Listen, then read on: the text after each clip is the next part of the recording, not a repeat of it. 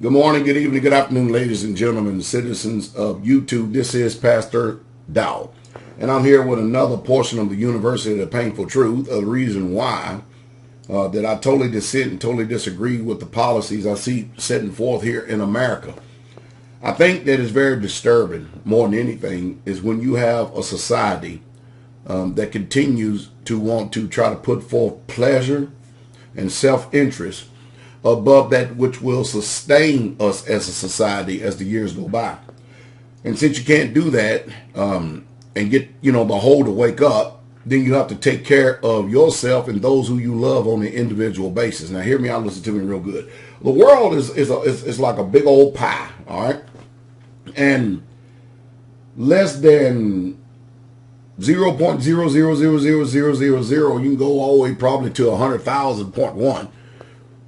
People in the world actually take time out of their busy schedules to even listen to somebody like me, which if they did, there would probably be something that they would hear that would challenge some of the things that they have previously conceived in their mind and ideas that they believe. It's no secret that the United States of America is a perpetual war machine. And at some time I get uninformed people asking me over and over again, and you think about this for a second, why veterans such as myself would speak against the military-industrial complex. What is it about the military that we do not like, and so forth and so on. And I resent the fact of being categorized as somebody that actually hates the military. You see, I understand that we do need a standing military, but we do not need a standing military to fight the best interests of the corporations. Neither do we need to use Americans, people here in the United States of America, to go over and fight for the Saudi royals either, just like we're doing. But see, our military has not been used the way that is intended to be used. Matter of fact, your sons and your daughters, my family members, some of them, we have been literally used for the best interests of the corporations. And these people that we have up in this house of cards, called congressmen, senators, House of Representatives, presidents, and all these other people on the cabinets, this is nothing but the rich using the poor, which they don't care nothing about. That's why they're decimating the middle class. This is nothing but the rich using the poor for their own best global interests. And you have to understand this. While you and I are force-fed this American type of a nightmare that we call a dream, and it is a dream because you literally have to be dreaming to believe it. They have a global agenda. Rich people are global. They can go anywhere in this world, anywhere, and set up roots and set feet. So a natural disaster, catastrophe, a famine, pestilence, if it takes place in one part of it, it makes no difference. They can just pack up them and their children, their family, and head on the other side. You and I, we don't have those kind of options. We have to wait out the storm. So we're watching again the same thing we've always watched. This new term called the Middle East, which was created in about 1940 something.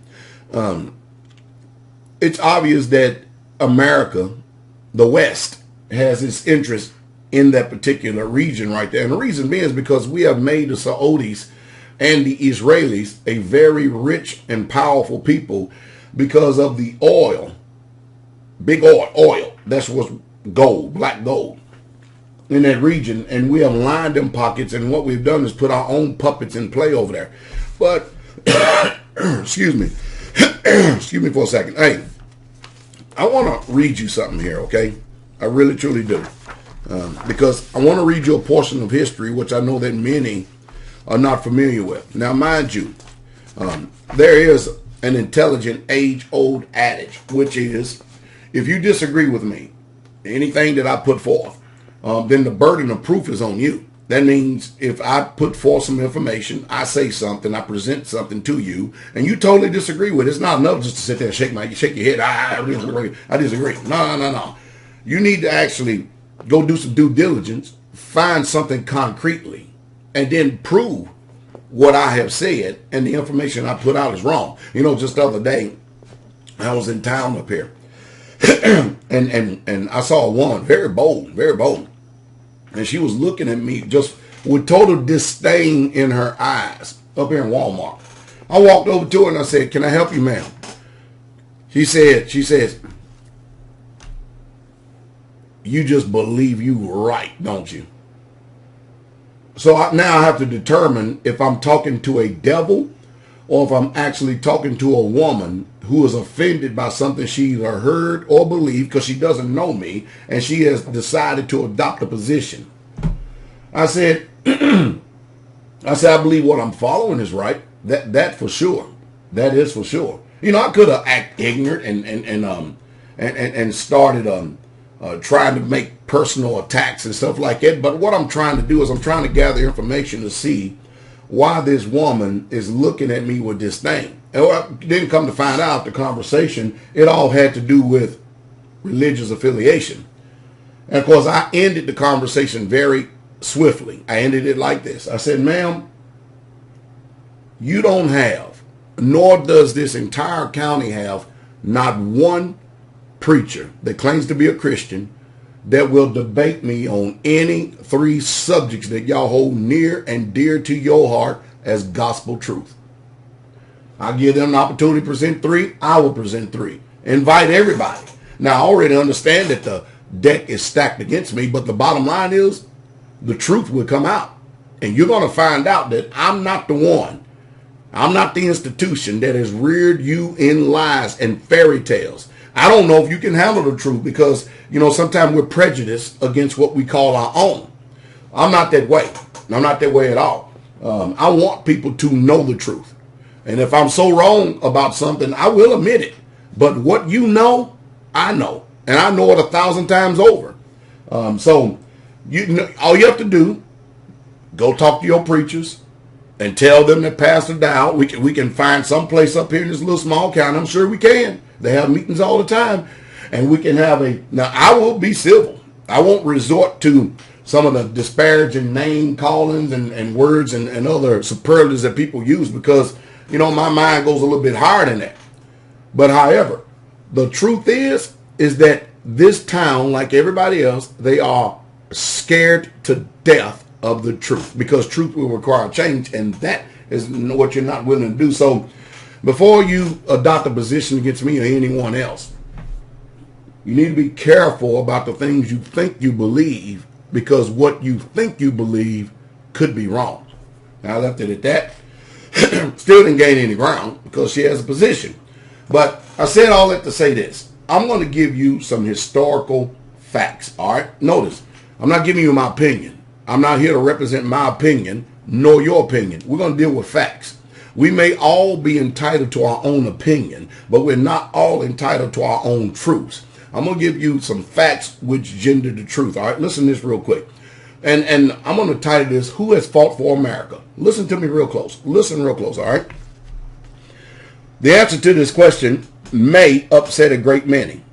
But the fact is, no one acting in a military capacity has fought for America, our freedom, or rights in the past 150 years.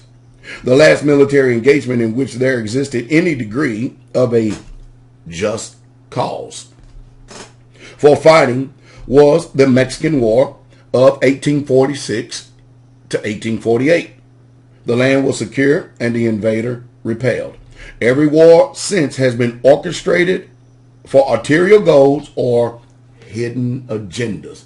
Now, that's some very powerful statements, right? You mean to tell me that ever since the Mexican War, there's not been one just war since then?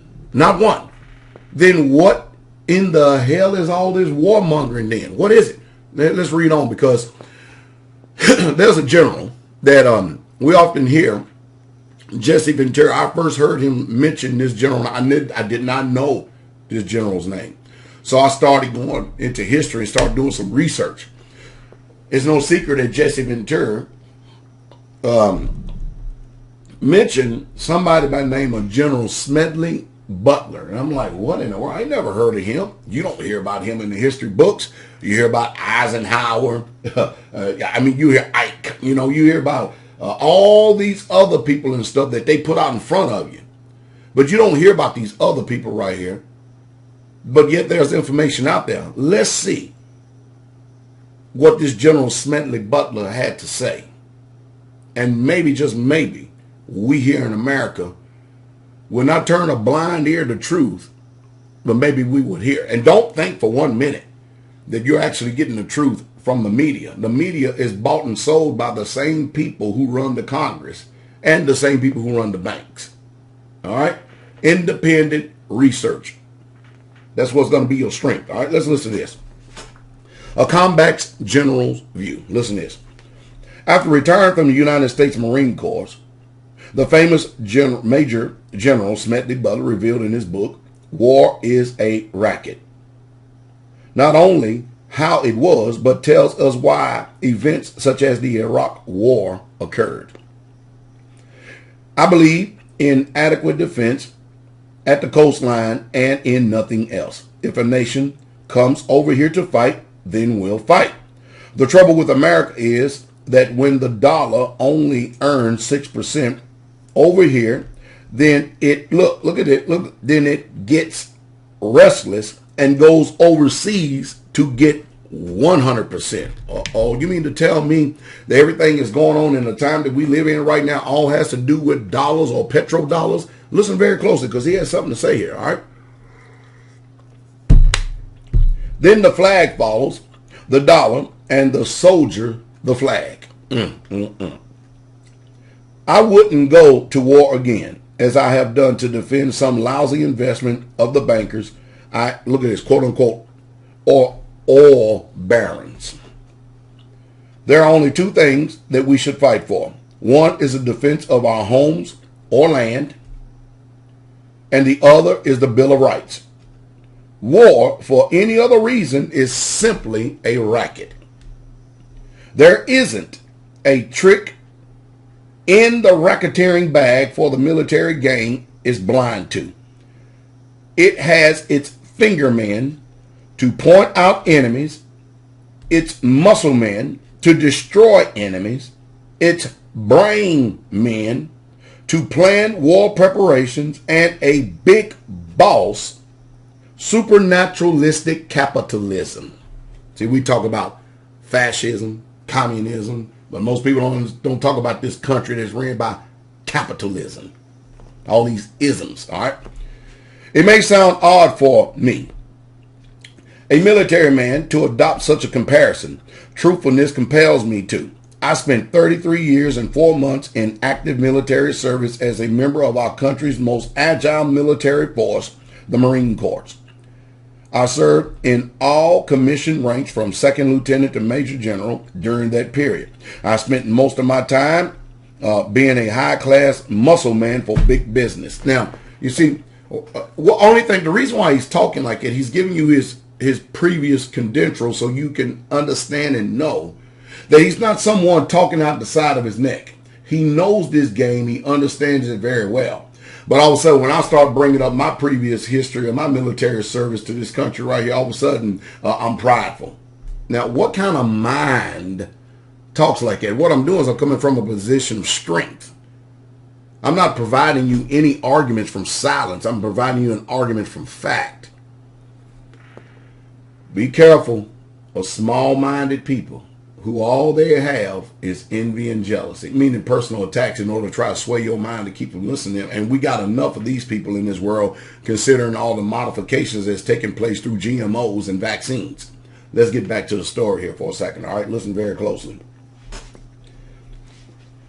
I spent most of my time being a high-class muscle man for big business, for Wall Street, for the bankers. In short, I was a racketeer, a gangster for capitalism. In other words, that's what the American military is. It's really a gangster for capitalism. I suspected I was just a part of a racket at that time. Now I am sure of it. Like all members of the military profession, I never had an original thought until I left the service. How many times have I gotten on here and said that over and over and over and over again? I'm not, just go back and look at my archives. I cannot tell you how many times I've said that. All right, look at this. My mental facilities remained in suspended animation while I obeyed the orders of the higher-ups. This is typical with everyone in military service. I helped make Mexico, especially Tampico, Tampico, safe for America or interest in 1914. All right. I helped make Haiti and Cuba a decent place for the national city bank boys to collect revenue in. I helped in the raping of half a dozen Central American republics for the benefit of Wall Street. The record of racketeering is long. I helped to, look at this, purify Nicaragua of the international banking house of Brown Brothers in 1909 to 1912. I bought light to the Dominican Republic for American sugar interests in 1916. In China, I helped it see to it that Standard Oil went its way unmolested. During those years, I had, as the boys in the back room would say, a small racket. I was rewarded with honors, medals, and promotions. In other words, he's telling you he was just a high-priced whore for vanity. Where was I at? Looking back on it, I feel that I might have given Al Capone a few hints. The best he could do was to operate his racket in 3 city districts. I operated on 3 continents. Ooh, wait. Internationalists use the military. Those who object is those whose objective is the establishment of the one world government also know that the New World Order have long used and controlled militaries for various nations to accomplish their aims. In the book, The Final Days by Bob Woodward and Carl Bernstein, page 194, is this comment about the internationalist Henry Kissinger. In Haig's presence, Kissinger referred pointedly to military men as dumb, stupid animals to be used as pawns for foreign policy. And yet still, the media kisses his rear end, the Congress kisses his rear end, and he gets all types of accolades by these people who are nothing but using and abusing the American people. You know the reason why I get on here and talk? Because, and I'm not even finished yet, you know the reason why I get on here and talk? I talk for the interest of the people, the commoner. You know, those of us who are not nobles. I talk to us. But it's hard trying to talk to you when you're too busy trying to grovel for the crumbs at the table of a high-priced, molested machine. It really truly is. What can you say to this world when you've got less than 1% of the people in this world, got 99% of the people trying to get what they got, rather than us binding together and coming together and getting rid of this demonic 1%. I mean, that's the reason why they snake venom, monkeypox, GMO modified foods, vaccines. Somebody get on here and say one thing off your mind, go, because they have trained you well. Very few people use independent thinking. Very few people use self-autonomy. Let me get on back and finish this right here. This video is getting long, all right? The military men in the Iraqi wars, the Panama invasion, Vietnam War, Korean War, World War I, World War II, never fought for American interests. And I'll throw in Gulf of Tonkin too. They fought to make the internationalists rich and further their plans for world government. You mean tell me this is General Smedley Butler saying this? Military abuse. The history of military power is a history of its use for unjust causes and unlawful objectives. The Bible provides us. That's why I lost. That's why people start dropping off right there. Boom, they drop. Beep, beep. As soon as you mention Bible, all religion, boom, they drop off. Bing, bing, bing. Whether you like it, understand it or not. Even if you truly want to ignore the Bible or any other what book they call a holy book, You still have to pay attention to the outcome. You still have to pay attention to the function of this world, because by you ignoring it, it's not changing anything at all. You can have your own personal opinion and dissent against this, but you have to understand that the majority of corporations and the majority of these corporations which own nations and societies are inherently religious.